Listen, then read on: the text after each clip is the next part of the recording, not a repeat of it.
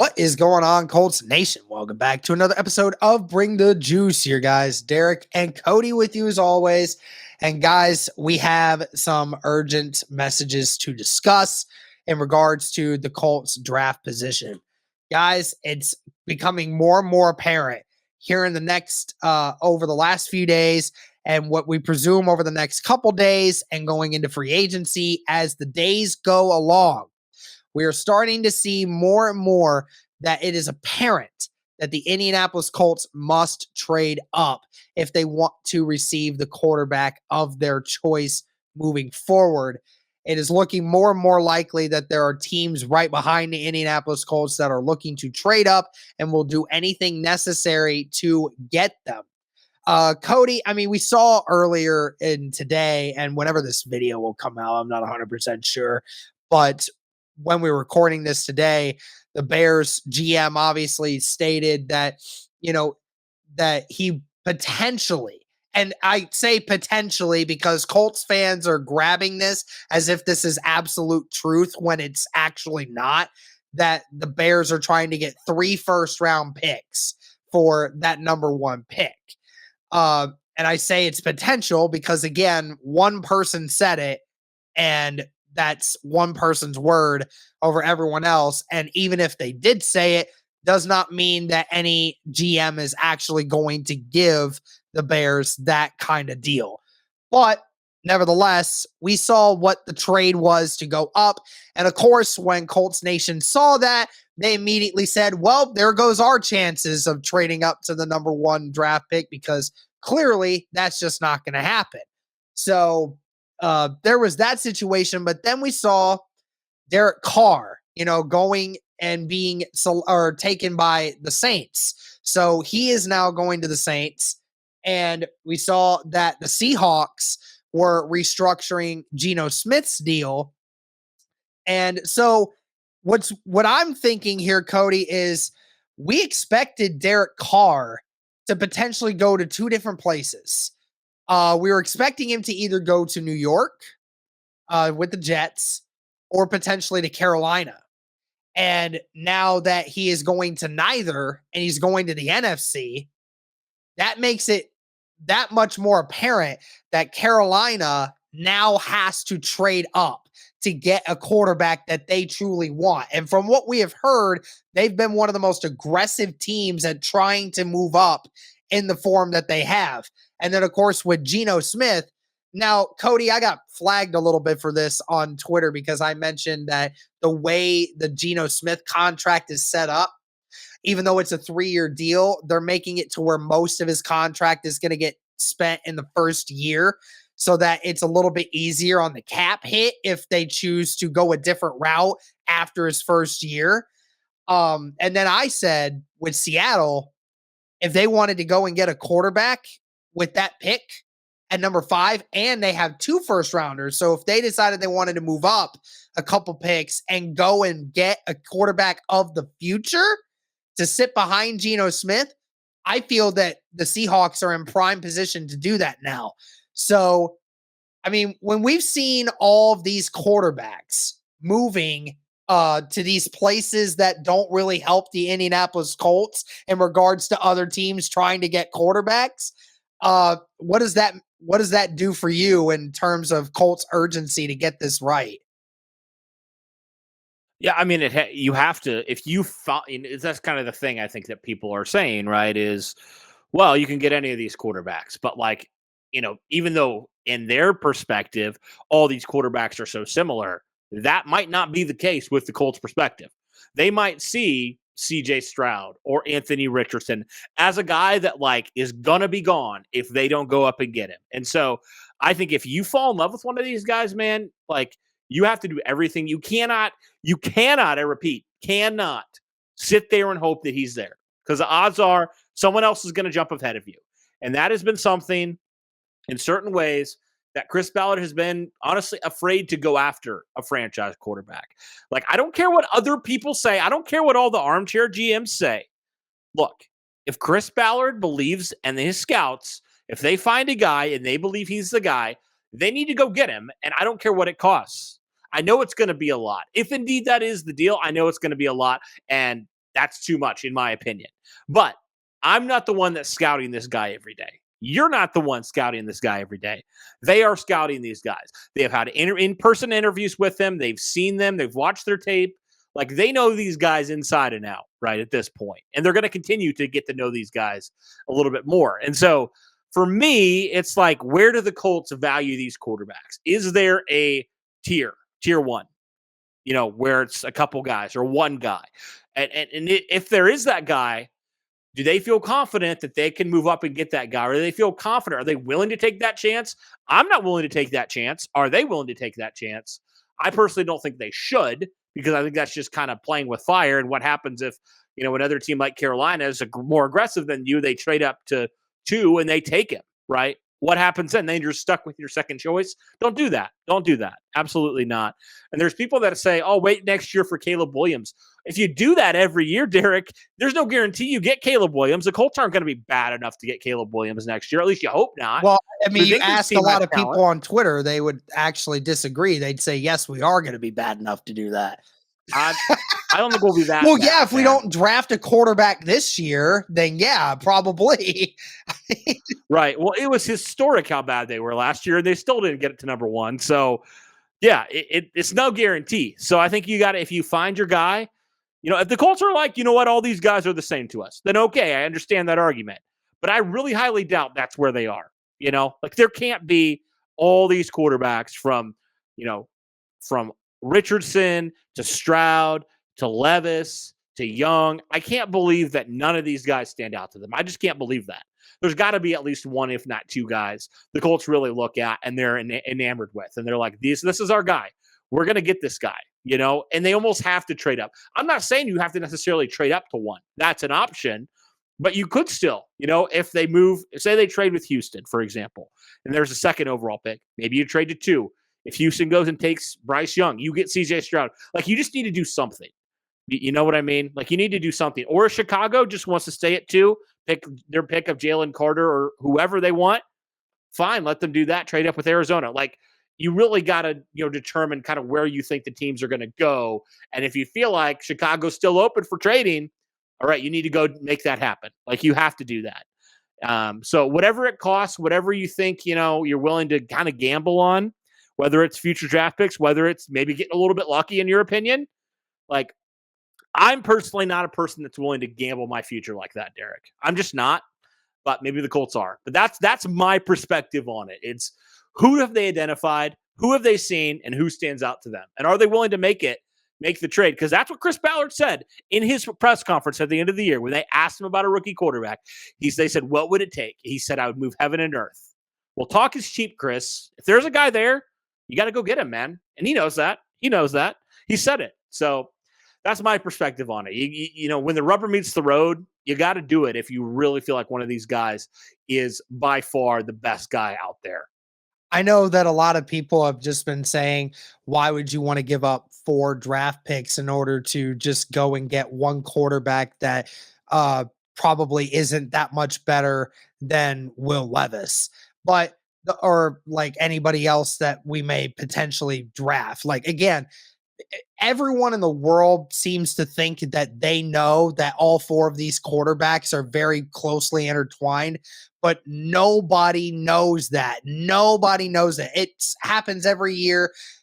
Like, unless there's one clear denominator, one clear difference of everybody, then everyone's just like, oh, well, the rest of the quarterbacks are pretty much close. I mean, there's just no reason in taking a risk. Like, there is. Like, I mean, there's a lot of people that, thought that there's a lot of people that thought that Deshaun Watson in 2017 was the best quarterback that you could have taken. But guess what? He was if I'm not mistaken, he was the 3rd quarterback taken in that draft. Which it was stupid. It was stupid. The fact that Chicago let that go. I mean, it comes down to, again, people make mistakes and people discredit people all the time in the sports world for dumb things that don't matter. And when those guys end up being good in the league, then it doesn't matter. And you know what? At the end of the day, Cody, look, I'm not advocating for the Colts to give up 3 first-round draft picks. Again, I don't think they're going to have to do that, because what I think is that what that quote insinuates is that certain teams who are like in the teens probably will need to do that. Now, if for the Colts perspective, you won't need to do that since you're pick number 4. Like Chicago can still get a first rounder out of you, maybe another pick, maybe a player, maybe, or maybe it's just a first and maybe like a third this year or something. I don't know. But getting those picks and then still getting your number 4 and being able to still get the elite player that they need is a huge grab for them, because if they trade too far back, then they risk missing out on 2 premium defensive players that are at the best of their position and are some of the best prospects that we have seen in recent memory in their spots. So the Colts have that going for them when it comes to trading up. And even if they wanted to even do it with the Cardinals on number 3 and say they wanted to just do that, just to ensure that 2 quarterbacks that they get are going to end up, they get to pick between the latter. Maybe somebody picks Will Levis. Maybe somebody picks Anthony Richardson before a Bryce Young or a CJ Stroud. Then that just falls right in their lap at 3. Okay, like great, awesome. You got the ladder of the choice, but everyone wants to talk mad crap about giving up capital until that guy actually turns out to be worth it. If any of these guys 2 or 3 years from now turns out to be a really good quarterback and shows that the more we build the team, the more that they have the capability of being a top 10 quarterback in the league potentially, then at the end of the day, nobody's going to care about whether or not Chris Ballard gave up 2 or 3 first-round draft picks in order to do that. No one's going to care at that point, because at the end of the day, it was the right decision in order to do that. It made it seem like a lot at the time, but if you make the right decision, at the end of the day, you're deemed a hero when everybody else was calling you an idiot at the moment that it happened. And again, I understand the argument, like, don't trade away all these picks because the Colts are not that far, or really not that close. They need to have as many picks as possible. Me, Cody, I really don't see that. I think there's a lot of things that the Colts do well. I think that there was a lot of things that went horribly wrong last year, and it started with the coaching being not so good, specifically at the head coach, the passing game, and with the O-line. I think the Colts did a great job of fixing that this offseason, which is fantastic by them. They're looking to go and get a quarterback that I'm pretty positive is going to be better than what Matt Ryan was this last year. And I think that this O-line is going to have a rebound year. May not be an elite offensive line, but I still think it'll be a good offensive line. And the way that they're going to run their offense is better. I think that you put any other legitimate quarterback on that team last year, especially at the end of the year, you put any of those quarterbacks back there, then we probably would have won quite a few of those games, because a bunch of those games were close. It was just a result of terrible coaching and terrible play by the quarterback. That's what the majority of those games came down to. And I really think that the Indianapolis Colts were closer. It's just than what people think. Just the problem is they got so absolved with the fact that the 2 most important aspects of the game, coaching and quarterback, all failed and flatlined. It just made it look worse than what it actually was. But again, back to the topic of the argument. I mean, again, Derek Carr, if he would have went to Carolina, that would have saved you so much headache, because Carolina is one of those teams that really wants to trade up and go and get somebody. They definitely want to jump the Indianapolis Colts. And who knows if what happens with Lamar. Lamar might get tagged whenever this video comes out. By the time this comes out, Lamar's probably already going to get tagged at that point, so he won't be a free agent, but then they're still going to trade him. And from what I heard, the New York Jets want to go all out. The New York Jets may take him, and then the Ravens may be looking at a quarterback. They have to jump up and go do that. We heard the Falcons may not be entirely fulfilled with Desmond Ridder being there. And I mentioned with Geno Smith, again, people don't think it's true, but I think it's true that even with the contract that Geno Smith had, there's a reason why they're paying him the majority of the money up front, because they're trying to make it easier for when that second or third year comes along. If they have an excuse to cut him or to get rid of him, it's a lot less of a cap hit. And I think that's what they're trying to do here. And they have the first rounders, Cody, to move into that top 3 to be able to go and make sure they get that piece that they really need. Will they do that? I don't know, but it is an option. So you're getting to the point, Cody, it's getting closer and closer every day. It just seems like more of these teams are making moves that makes me think they're wanting to jump up, and they have a better option for it than what the Indianapolis Colts do. And we know Houston's got 2 first rounders this year, 2 first rounders next year, and a second, and then a bunch of others from the Deshaun Watson trade. They got a lot going for them too. So the Colts need to be aggressive if they're going to go and get the guy. Yep, they do. Absolutely. And really, you look at it like Chris Ballard, where he is right now as a GM, if he sits on his hands, dude, I honestly think like, and you had an opportunity and you could have gone, and gotten a guy, and you don't, like, do you think that honestly this could be his detriment if he decides not to do anything once again? Like, could this be the beginning of the end for Chris? Like, and obviously if you get a quarterback and it works out, it works out. But like, yeah, I don't know. I just like with how much, I guess, is on the line for Chris Ballard, I feel like he should be as urgent as anybody to make this happen, and to get the guy that they need to. And maybe they feel comfortable with that guy at 4. Maybe they do.